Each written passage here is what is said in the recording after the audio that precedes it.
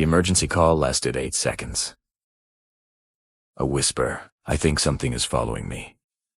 Then, silence. The location pinged deep inside Blackridge Forest. Search teams were sent immediately, but there was a problem. The girl who made the call had been missing for 3 days. Her name was Leila Morgan.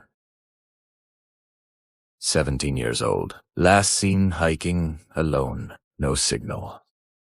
No footprints. No witnesses until that call.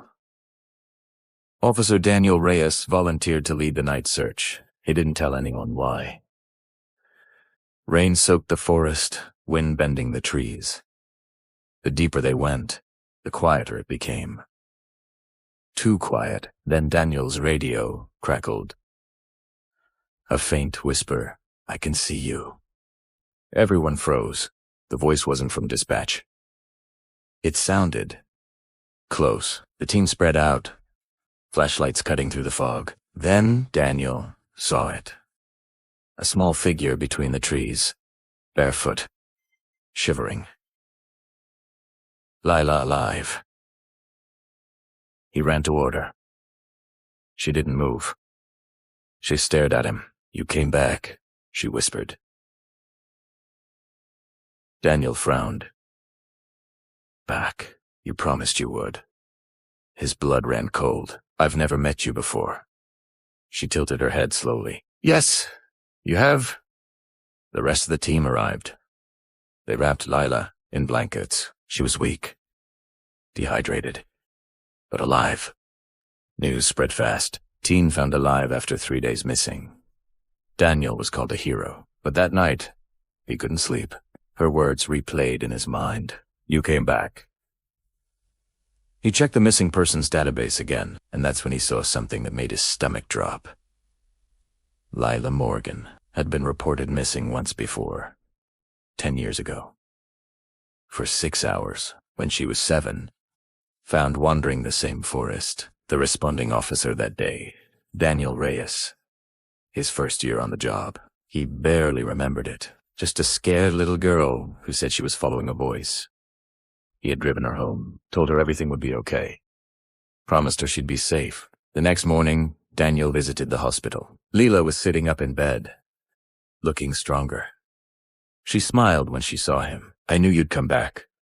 He forced a calm voice. "Leila, what happened out there?" She stared at him for a long moment, then leaned closer. "There's something in those woods." Daniel's jaw tightened. "What do you mean?" She smiled softly. "It sounds like you." The room suddenly felt smaller. "You call my name at night," she continued. "You've been calling it for years." Daniel stepped back. "That's impossible." She tilted her head again. "Same slow movement as before." "Is it?" That evening, Daniel drove back to Blackridge Forest. Alone. No team. No radio. Just questions. He stood in the same clearing where they found her. The air felt heavy. Still. Then a whisper behind him.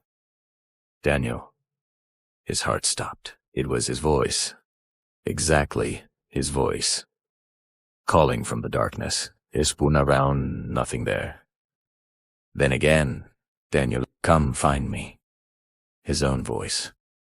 But distorted, echoing between the trees. And then he realized something. Leila wasn't lost in the woods. The woods were never after her. They were after him. The next morning, Daniel Reyes was reported missing. Search teams combed the forest. They found his flashlight, his badge, and fresh footprints, leading deeper into the trees. Only one set, no sign of struggle. No body. No answers. Leila was released from the hospital 2 days later. Completely calm. Completely normal. When reporters asked how she survived, she simply smiled and said, "He kept his promise."